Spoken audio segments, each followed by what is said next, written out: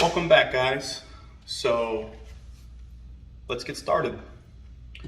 So if we're going to be doing a wiring harness, you need tools first.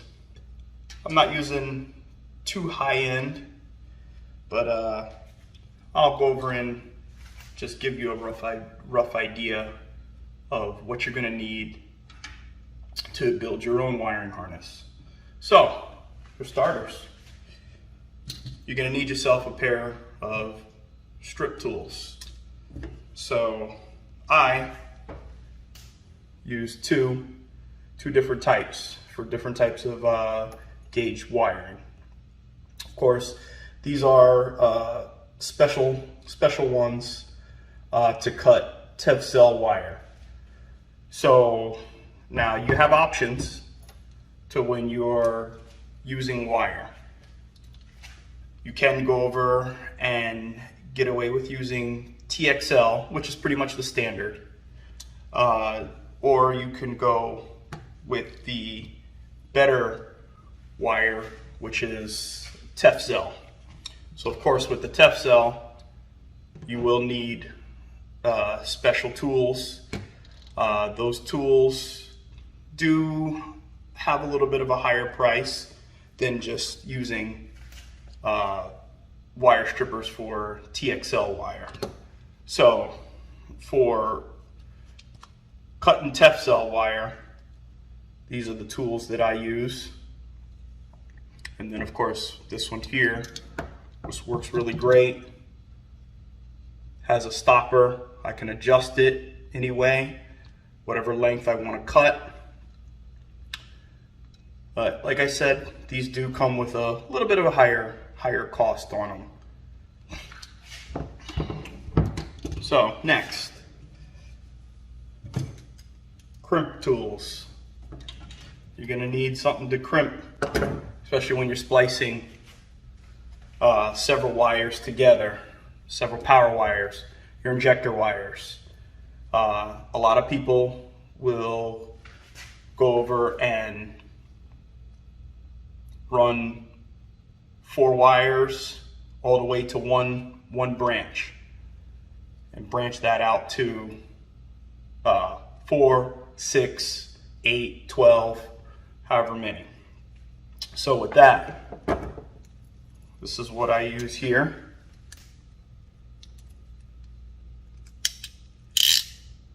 It's got a nice ratcheting to it. You have your different die sizes. Next will be the same thing, but for larger ring terminals. So when you're doing your grounds, you'll be pretty much the same tool, just a different type of jaw on it. Now with all these tools, I am going to go over and put a link as to where I got mine from, or where you can find your own. Next, always have yourself a pair of flush cutters. These, you can never have enough. I've got like 6 pairs laying around, and I've lost every bit of them except for this one. I'll probably, once I clean up, I'll probably find them. But these work great. Very handy to have. Next. So when you're building your harness, a lot of times you're going to start using Deutsch Connectors, DT, DTM, DTP connectors. So on the lower end, you can use all of these, which I got these from Tool Aid. These are all different size to utilize what size gauge wire you're going to be connecting together. And these are also ratcheting, real easy to use, but very basic.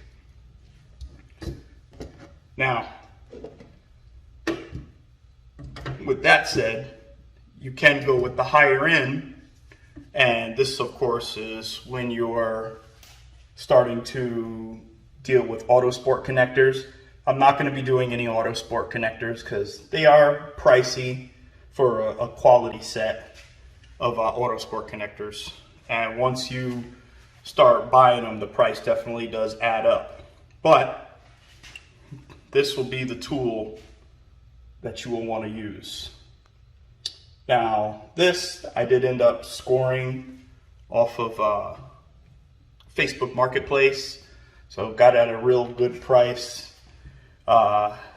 Normally these are very expensive, and then you have to buy the turrets, which I will end up buying sooner or later, and the price definitely does add up with this. So for right now, if you're just building, if you want to do a harness just for you, you can get away with it with these here. And this is by Tool Aid. So you can get that in a whole kit. Next, another set of crimpers for your open barrel. These are good for using on like your metric packs.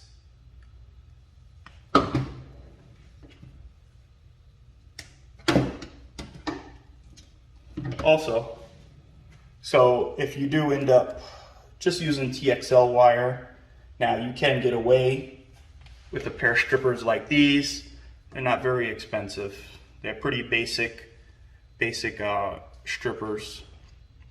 These can get a little bit better quality, which I would definitely recommend. Don't cheap out, you know. Don't try not to get the. I wouldn't, and this is just me personally. I don't like to get any of the of knockoff tools. I know there's some people that will say, "Oh, there's no difference," but there is, especially in something like this. Now, there are knockoffs of these that you can get, but I would honestly just get DMC, and it is nice too. They are actually local to me, so when I'm ready, I can go over and actually send this off and get it calibrated, get everything checked on it, cleaned up. Any kind of adjustments needed, they'll take care of all that, of course, for a small fee. You'll definitely need a multimeter and one with an alarm, so that way you can test your connectors. You can see if you have any check continuity and all that. Great to have. You don't have to go all super expensive. I went over and I got this right at Home Depot. 50 bucks. You can go even cheaper as long as it does the job. Now, these here, you can go right on to Amazon, and you can get yourself a whole pack of test probes for a very good price, and they have all different types. And I'll show you real quick. It comes with a whole set of different stuff.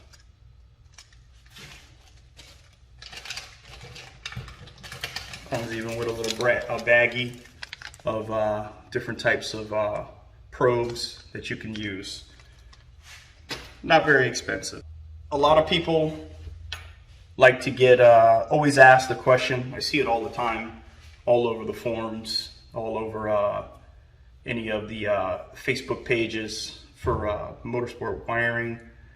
Everybody goes over there and constantly asks what type of label maker is everybody using. listen, it's easy. You don't have to go all out and buy an $800 machine if you're only doing stuff for yourself, or even if you're just starting out. You could keep it real simple. The one I had gotten, once again, I went over and I looked right on Amazon, and it's the Epson LW PX700. Works fantastic. Does everything that I need it to do. Comes in a whole array of different shrink tube sizes, and you can even get different colors if you want. I believe this unit here ran right around about, I would say, right at $100. Very affordable, and a great tool to have. Now, not everybody wants to put labels on their harness, but I prefer to have them on there. It looks nice. You know where whatever connector it is that you're looking for, you know exactly where it's at whenever you're working on the harness, and it looks nice. So, like I said, you don't have to go all expensive, getting like the Croix, any of the big time label makers, unless you're in a big mass producing, or you are in a big company or something like that. Then okay, yeah, then you'd see the need to get one of those. Or if you're starting to actually mass produce all kind of custom labels for people, okay, then you go right on ahead and get it. But if you just want something just basic, they even have some that are in the $50 range by Brother, I believe. They're around $40 to $50. You don't get as much of a choice in shrink tube. There have been people who have modified the cartridges, which I can show you that. So these are the cartridges. And each different model all has their own style. I've seen people go over and modify a cartridge to fit certain type. Honestly, why do that? Just get yourself a label maker that can do what sizes that you need, instead of modifying it and going through all that. To me, I feel it's just a waste of time. Next, get yourself a decent vice grip. This one, suction cups right to my desk. So whenever I'm trying to do any kind of tight work or whatnot, or I need to hold something still, this works perfectly. Like I said, just goes over, sticks right to the desk. I lock it down, and it suction cups right to it. Works wonderful. I bought that one from off of Harbor Freight. So those are just some of the tools that you would be using. Oh, let's not forget. Heat gun. Now, this one that I have here, it's crap. It's not the best. It does the job, but I do plan on getting a better heat gun to use for the future. But this one suffices.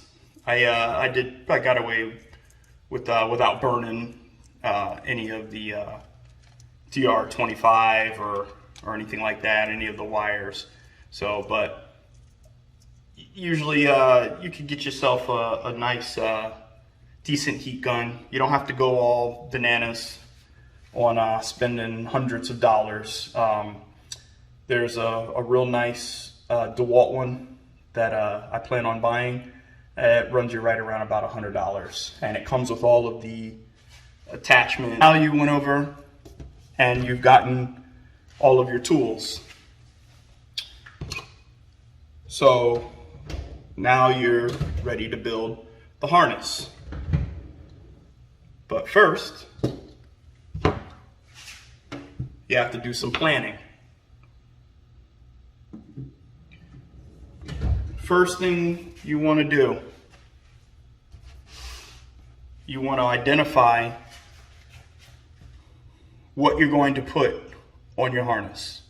Now, there's software that is out, but a simple pencil and paper and just write out what you're going to be using, what sensors you're going to be using, what kind of actuators you're going to have on the engine.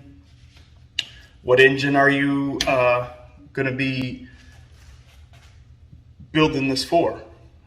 You also want to know what ECU you're going to be building this.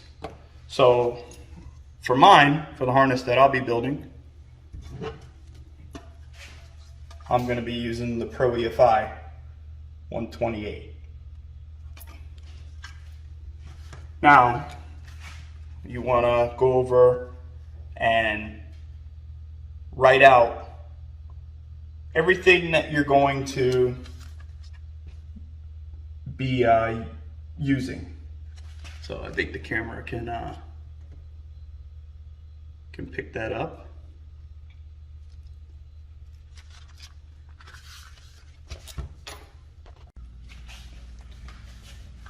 So now, before you do any of laying out of your wire, you want to decide which wire you're going to be using. So I'm just going to give you a couple little examples. So you have this type of wire here, which you get from automotive store. This is 22 gauge automotive wire. Now, most people, yeah, you can get away with this, but the problem with this wire is that it doesn't hold heat very well, and as you can see, the jacket is very thick. So this is where you see the difference in, say, Tefzel wire. So this is the same gauge Tefzel wire.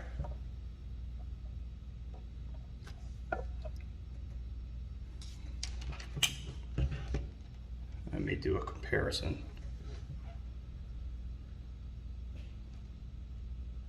See the difference?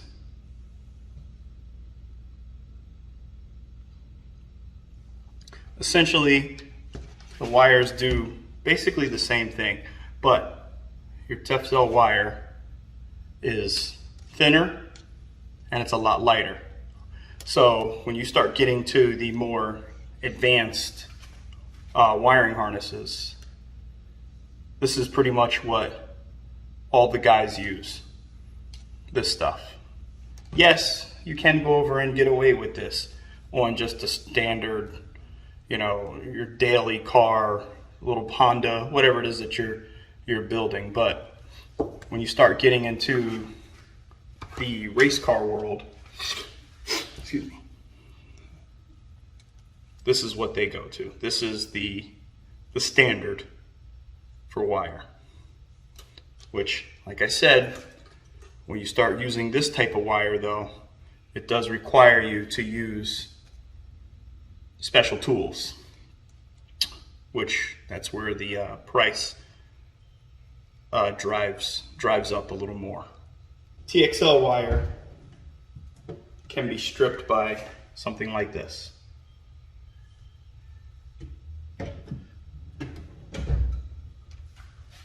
So now that you've established what wiring that you're going to be using,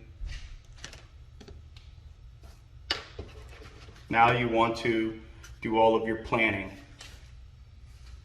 What sensors you're going to be using, anything that you're going to be going with for the future. Even if it's not going to be attached, incorporate it into the harness now. Better to have now than to have to do and add in later. So I pretty much just write everything down all on paper. Now they do have software that you can set all up and do all this for you, but this is just as easy.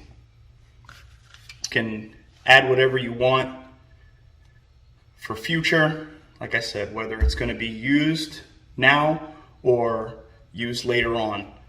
In my harness that I built, I have a few functions that are in there that are going to be used for the future for when I'm ready to once I get to that point. So once I'm ready to add those, all I got to do is plug them in, install them onto the car, and plug it right on in. Everything is controlled and added, plugged, already pinned into the ECU, so it's ready to go. So now I don't have to sit there and do any adding or anything extra. So now, once you've established that what you're going to be using, then you get to start out with the fun part. And that will be taking all your measurements and starting to lay out all your wires, finding out what needs power, what needs ground, what needs sensor ground, what needs sensor power. So on the next video, I will show you guys an easy way on how to lay all your wires out to get your proper lengths. So stay tuned to next time.